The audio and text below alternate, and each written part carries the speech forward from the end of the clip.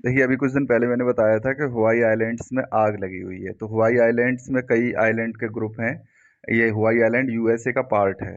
तो इसमें MAUI island में आग लगी हुई है। तो बहुत सारे लोग मारे गए, गाड़ियां, घर सब जल गया है, मतलब तबाह हो गया, तहस नहस। तो ये चीज़ ध्यान रखना। तो माउई आइलैंड पूछ सकता है कि कहाँ पे पड़ता है, तो हवाई आइलैंड में पड़ता है। पूछ लेगा हवाई आइलैंड कहाँ पड़ता है, तो बोलेगा पैसिफिक ओशियन में है। तो हवाई आइलैंड किस कंट्री का पार्ट है, तो यूएसए का पार्ट है। Okay, remember this. देखो, आज से 200 साल पहले से ये ट्रेडिशनल ट्राइबल हट्स बनाई जा रही हैं। हट मतलब झोंपड़ी बेसिकली। तो ये Yelagiri of Tirupattur region of Tamil Nadu, Tamil Nadu में बनाई जा रही है। पहला तो ये है। तो येलागिरी हिल्स आपसे पूछ सकता है कि येलागिरी हिल्स कहाँ पे हैं। तो येलागिरी हिल्स पड़ती हैं तमिलनाडु में। येलागिरी हिल्स के अंदर ही है नल्लूवर नल नल्लावुर रीजन। इसमें रहती हैं मलई याली ट्राइब्स। मलई का मतलब होता है हिल्स, याली का मतलब होता है पीपल। तो इनको हिल पीपल भी कहते हैं। ओके, तो ये चीज़ ध्यान रखना। मलयाली ट्राइब्स कहाँ पाई जाती हैं, तमिलनाडु में। ये सवाल पूछ सकते हैं। येलागिरी हिल्स कहाँ पाई जाती हैं, तमिलनाडु में पूछ सकते हैं। ठीक है। और आपसे पूछा जा सकता है कि ये इसमें परन होता है, PARAN, पारन कह दो या पारान कह दो। इसको एटिक कहते हैं। एटिक मतलब ये कॉनिकल शेप की झोंपड़ी होती है, तो उसके कॉनिकल का ऊपर का पोर्शन है ना, जिसमें सामान वामान रख देते हैं, तो इसको एटिक बोला जाता है।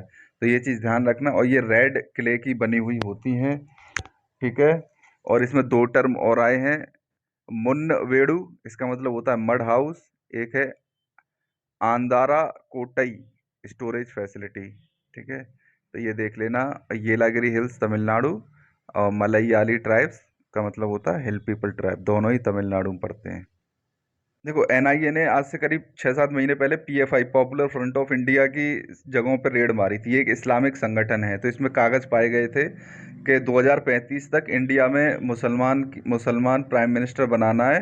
और 2050 तक लगभग गजवाए हिंद कर देना है, मतलब मैक्सिमम पॉपुलेशन मुसलमानों की कर देनी है। तो ये एक कॉन्स्पिरेसी थी इंडिया को इस्लामिक स्टेट बनाने की। तो PFI को पहले तो 5 साल के लिए बैन कर दिया गया है UAPA के अंदर। ठीक है।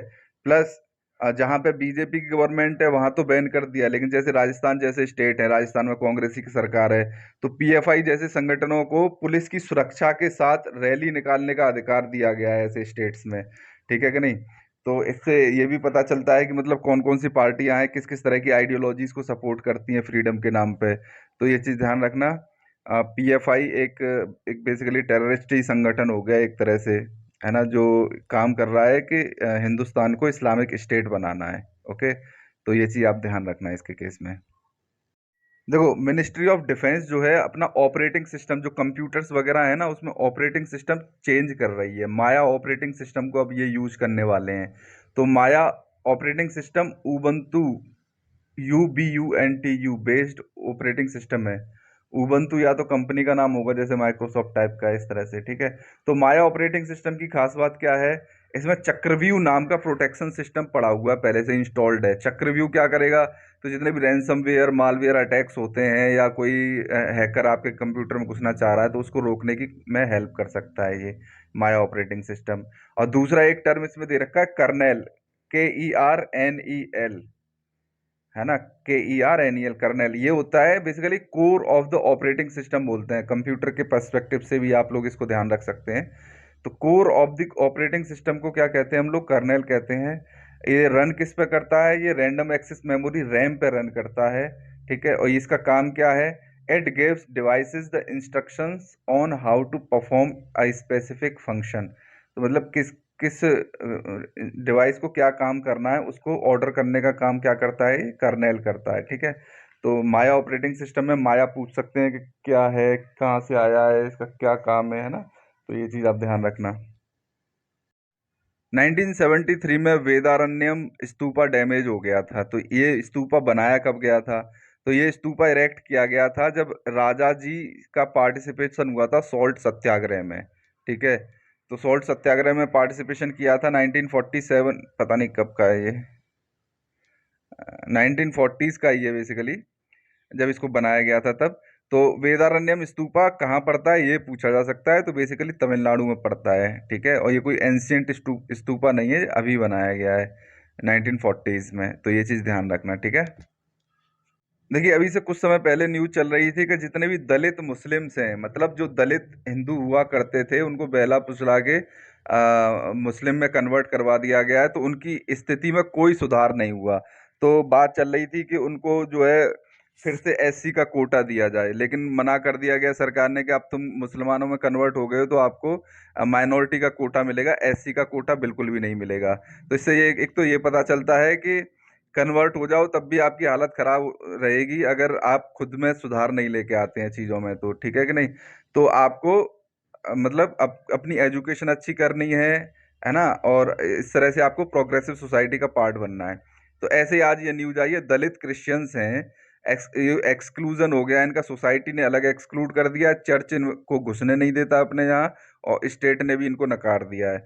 तो इसी तरह से जैसे दलित मुस्लिम्स थे, ऐसे क्रिश्चियंस लोग भी मतलब दलित लोगों का फायदा उठा के उनको बहला फुसला के क्रिश्चियनिटी में कन्वर्ट करवा देते हैं, ठीक है कि नहीं। तो वहां पे भी उनकी स्थिति में कोई सुधार नहीं आया है।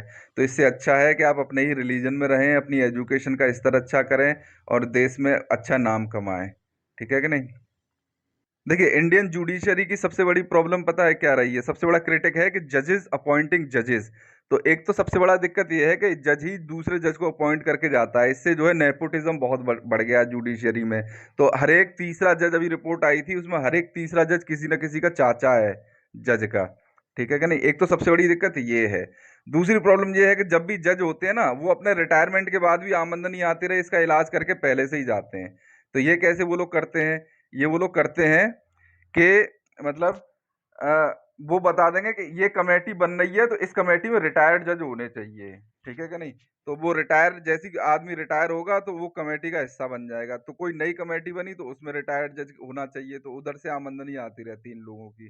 तो अभी क्या हुआ था रिसेंटली, जो इलेक्शन कमीशन ऑफ इंडिया की जो कमेटी बनेगी, सुप्रीम कोर्ट ने खुद ही कह दिया, बोले लीडर ऑफ अपोजिशन रहेगा, प्राइम मिनिस्टर रहेगा और चीफ जस्टिस ऑफ इंडिया रहेगा, ठीक है।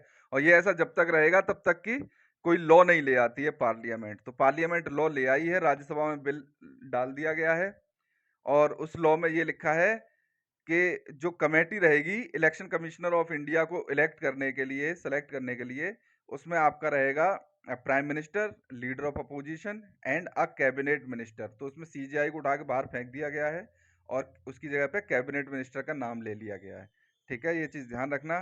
तो जो नया पैनल रहेगा उसमें रहेगा prime minister, leader of opposition and a cabinet minister.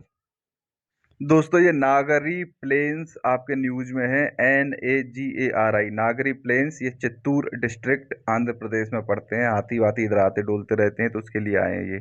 तो नागरी प्लेन्स आपसे पूछ सकता है कि इंडिया में किस स्टेट में पाए जाते हैं, तो आंध्र प्रदेश में। अगर आंध्र प्रदेश में किस डिस्ट्रिक्ट में पूछता है तो चित्तौर डिस्ट्रिक्ट है, ओके, रिमेंबर दिस। यूपीएससी 2022 में पूछा गया था, जो बुल है, सांड, उसका इंडियन माइथोलॉजी में क्या इंपॉर्टेंस है, सिग्निफिकेंस है, ठीक है। तो इसमें अब पूछ सकता है कौंचिस का क्या सिग्निफिकेंस है। कौंच कहते हैं शंख को, शंख बजाते हैं, ठीक है।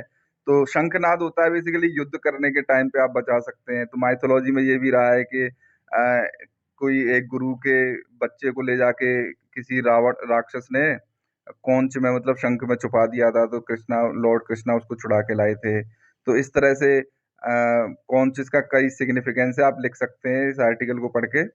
तो ये चीज ध्यान रखना, आप देख लेना इसको है।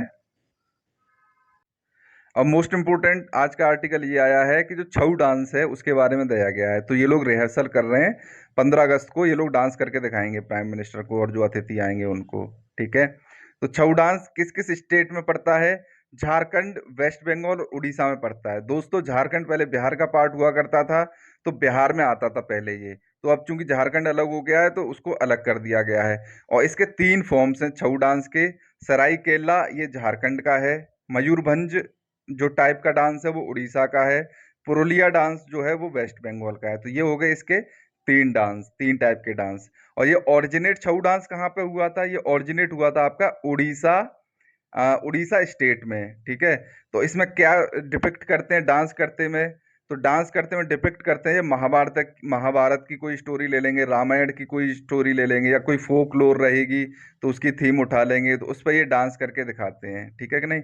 और ये आपका इंटेंजिबल हेरिटेज साइट है यूनेस्को की लिस्ट में। ओके, तो ये सारी चीजें आपको ध्यान रखनी है। तो छऊ डांस अगेन मैं बता देता हूँ, झारखंड, वेस्ट बंगाल, उड़ीसा में है। 3 फॉर्म है इसकी। सरा एक एक है सिराइकेला, दूसरी है मयूरभंज, तीसरी है पुरुलिया। इंटेंजिबल हेरिटेज है ये इंडिया की। ओके, तो इसमें बिहार स्टेट नहीं है, तो ये चीज ध्यान रखना। ओके।